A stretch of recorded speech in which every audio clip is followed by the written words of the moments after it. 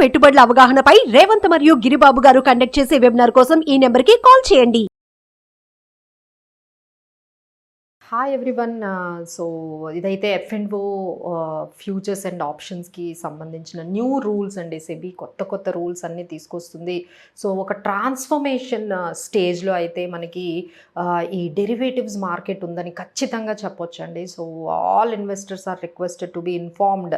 అంతా కూడా మీరు ఇన్ఫర్మేషన్ అయితే మీరు ఎవరైతే ట్రేడింగ్లో ఉన్నారో ఎస్పెషల్లీ కొంచెం అంత ఇన్ఫర్మేషన్ని మీరు గ్యాదర్ చేసుకోవాలండి. సెబీ కొత్త రూల్స్ ఏమొస్తున్నాయి, ఆ రూల్స్ మీకు ఏ విధంగా ఇంపాక్ట్ అవుతున్నాయి, ఎందుకంటే చాలా చేంజెస్ని అయితే తీసుకొస్తుందండి. సో ఇవన్నీ ఎందుకు తీసుకొస్తుందో మనం ఆల్రెడీ చాలా ఎపిసోడ్స్లో చేసాము. ఎందుకంటే they are seeing a lot of surge in derivatives ట్రేడింగ్లో చాలా ఎక్కువ ట్రేడ్స్ జరుగుతున్నాయి. ఎక్కడ వరల్డ్లోనే లేనంతగా మన దగ్గర అంటే క్యాష్ వాల్యూమ్స్తో కంపేర్ చేసుకుంటే మనకి డెరివేటివ్స్ వాల్యూమ్స్ ఆల్మోస్ట్ 900 టైమ్స్ పైనే 700 టైమ్స్ జరుగుతున్నాయి. అది ఎక్కడా జరగడం లేదు వరల్డ్లోనే. మన ఇండియాలోనే రికార్డ్ స్థాయిలో ట్రేడింగ్ అండ్ స్పెక్యులేషన్ జరుగుతుంది. చాలామంది ఇన్వెస్టర్స్ వాళ్ళ మనీని లాస్ అవుతున్నారు. సో ఇలా ఇన్వెస్టర్ని ప్రొటెక్ట్ చేయాలి అనే ఉద్దేశంతో F&O అంటే ఫ్యూచర్స్ అండ్ ఆప్షన్స్లో ఈ F&O ట్రేడింగ్లో చాలా రూల్స్ అయితే తీసుకొచ్చారండి. ఇప్పుడు రీసెంట్గా మనకి జీరోదా CEO నిఖిల్ కామత్ కూడా చెప్తున్నారు, this could be the end of era of zero brokerage అనే కాన్సెప్ట్ కూడా ఫ్యూచర్లో లేకుండా ఉండొచ్చు.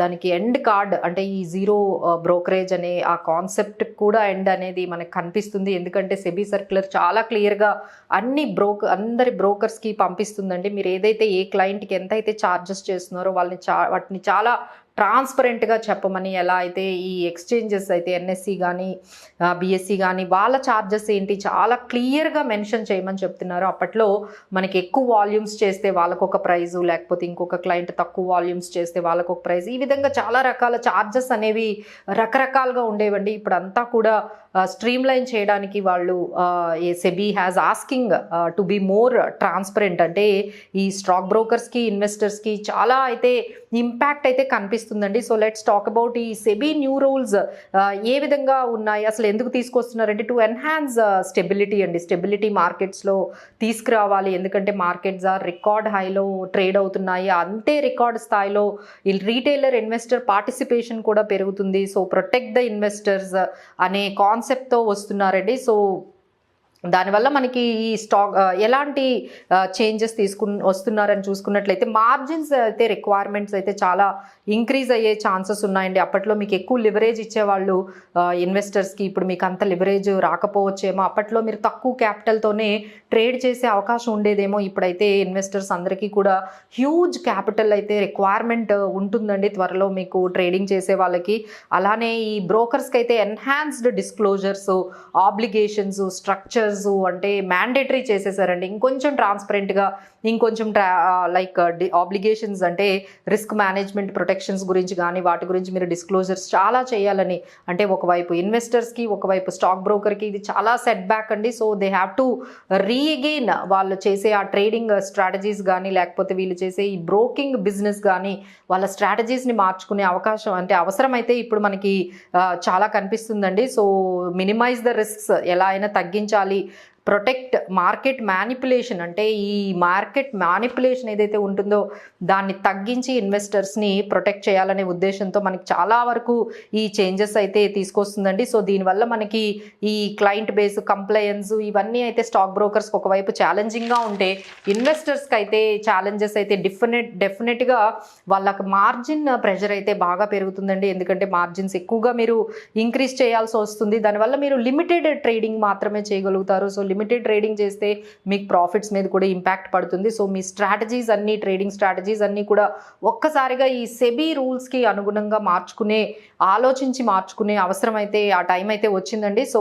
మీకు హై క్యాపిటల్ రిక్వైర్మెంట్ అండ్ కాస్ట్లు కూడా చాలా వరకు మీకు బ్రోకరేజ్ కాస్ట్లు కూడా పెరిగే అవకాశం ఉంటుంది. సో ఇవన్నీ కూడా మీరు ఆలోచించుకొని ఎంతవరకు ట్రేడ్ చేయగలము. సో రిస్క్స్ కూడా చాలా ఇంక్రీజ్ అయ్యాయి. రెడ్యూస్ ద మీరు తీసుకునే ఈ లివరేజ్ ఏదైతే ఉందో అది కూడా మీకు బాగా తగ్గించబోతున్నారు. సో ఫస్ట్ మీరు ఈ రూల్స్ అన్నీ ఏమేం చేంజెస్ ఉన్నాయి మీ బ్రోకర్ దగ్గర మీరు మాట్లాడుకొని ఆ రూల్స్ అన్నిటినీ కూడా జాగ్రత్తగా తెలుసుకోవాలి.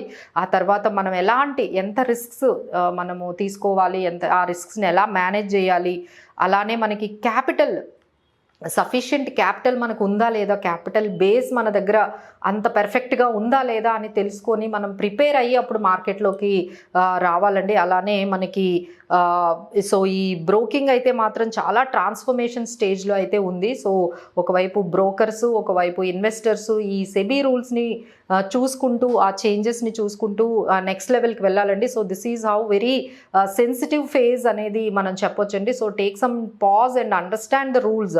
సెబీ రూల్స్ వస్తున్నాయి ఇప్పుడు, మళ్ళీ మనకి బడ్జెట్లో ఎలా అయినా టీడీఎస్ని ఇంట్రడ్యూస్ చేయాలి. అంటే ఏదైతే మీకు ఇన్కమ్ వస్తుందో F&O ట్రేడింగ్ మీద వచ్చే ఇన్కమ్ మీద మీకు టీడీఎస్ని పెట్టాలని, లేకపోతే వచ్చిన ఇన్కమ్ని స్పెక్యులేటివ్ ఇన్కమ్గా దాన్ని చార్జెస్ అంటే ఆల్మోస్ట్ స్పెక్యులేటివ్ ఇన్కమ్ అంటే ఆల్మోస్ట్ 30% ఫ్లాట్లో దాని మీద ఇన్కమ్ మీద ట్యాక్స్ వెయ్యాలి. ఈ విధంగా ఒకవైపు బడ్జెట్లో కొన్ని ఇంట్రడ్యూస్ చేస్తూ ఉంటే, ఒకవైపు చేస్తామని ఒకవైపు ముందుకెళ్తున్నారు, ఒకవైపు ఈ సెబీ న్యూ రూల్స్ అండ్ రెగ్యులేషన్స్తో ఈ మొత్తం ట్రేడింగ్ని ట్రాన్స్ఫార్మ్ చేయాలి అనేటట్టుగా చూస్తుంది. సో నౌ ఎవరైతే ట్రేడర్స్ ఉన్నారో ఒకసారి ఈ న్యూ రూల్స్ని అండర్స్టాండ్ చేసుకొని మీ రిస్క్, మీ క్యాపిటల్ని మేనేజ్ చేసుకుంటూ ట్రేడింగ్లోకి వెళ్తే బాగుంటుందండి. So thank you so much for watching. Suman టీవీలో మీ పర్సనల్ అండ్ బిజినెస్ ప్రమోషన్స్ కోసం కింది నెంబర్కి కాంటాక్ట్ చేయండి.